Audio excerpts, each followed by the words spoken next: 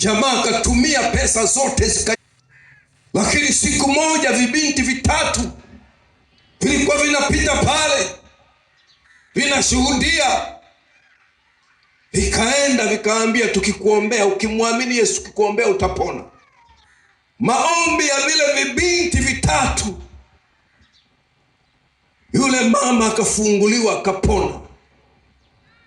Ndiyo tena yule jamaa anakumbuka, lakini aishafilisika. Huyu mama alipopona akaanza biashara, akawa na duka kubwa kabisa pale Kigali mjini. Jamaa sasa naye akaja kukumbuka, sasa akapiga magoti ya kikweli kweli. Haleluya. Mara hii sasa akawa sasa yeye ananitembeza katika mji wa Kigali. Sasa sio adui wa walokole, sasa ni rafiki wa walokole. Jina la Yesu, machitu yaliyoshindikana ninajua kudili nayo. Unajua hakuna mtu anaweza akashindikana isipokuwa roho. Sema roho ya mafarakano, roho ya vita imeingia ndani yake. Yaani huyu Yesu kama nisingelimhakikisha nisingehubiri. Mimi ni mmoja wapo waliokuwa naamini ulokole ni ujinga. Tena sio ulokole tu, nilikuwa naamini dini zote zilizoletwa na watu weupe ni ujinga. Niliamini watu weupe walikuja ili watutawale. Waarabu walileta dini yao, wakachukua babu zetu, wakawapeleka utumwani. Hello?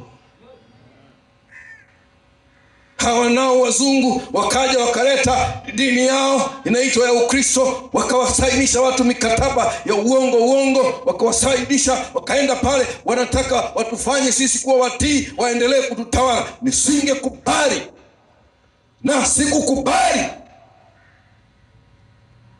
Kanisani nilikuwa naenda, nitokea kwenye familia ya Wakatoliki wasiokwenda kanisani. Sijui unanielewa vizuri. Kuna watu wana dini lakini milango ya nyumba za ibada hawaijui. Kuna watu wanasema ni Waislamu lakini mlango wa msikiti hawaujui. Hivi ni jirani zako hao? Kuna watu wanasema ni Wakristo, kiwauliza wanakuambia sisi ni Wakristo wa dhehebu fulani, lakini mlango wa kanisa hawaujui. Nilitoka kwenye familia hiyo ya Wakristo wa Katoliki, lakini tangia nazaliwa na kuwa sijawahi kuona wakienda kanisani. Lakini kiwauliza wanakuambia sisi ni Wakatoliki, wana majina ya Wakatoliki, wana vyeti vya ubatizo, lakini hawajawahi kwenda kanisani, hawaendi kanisani.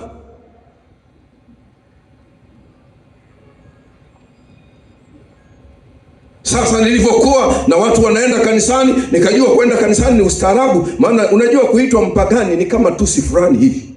Ushawahi kugundua?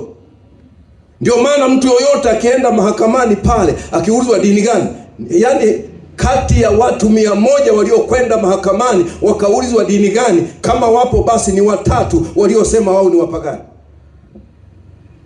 Kila mtu atakwambia pale, mimi Pentecost, mimi Assemblies, mimi Roman Catholic, mimi Muislamu, mimi nani. Kila mtu atataja dini pale.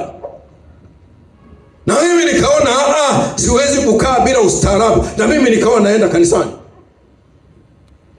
Nikaanza kwenda Katoliki na kusoma yale masomo nikawa nasoma. Somo la kwanza, somo la pili. Wale ambao tumesali Katoliki, si mnanielewa?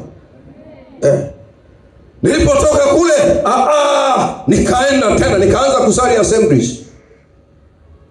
Nikiwa mdogo nikaanza kusali Assemblies Sunday school ya Assemblies pale Kinondoni. Vile kanisa liko mpaka leo. Wanaliita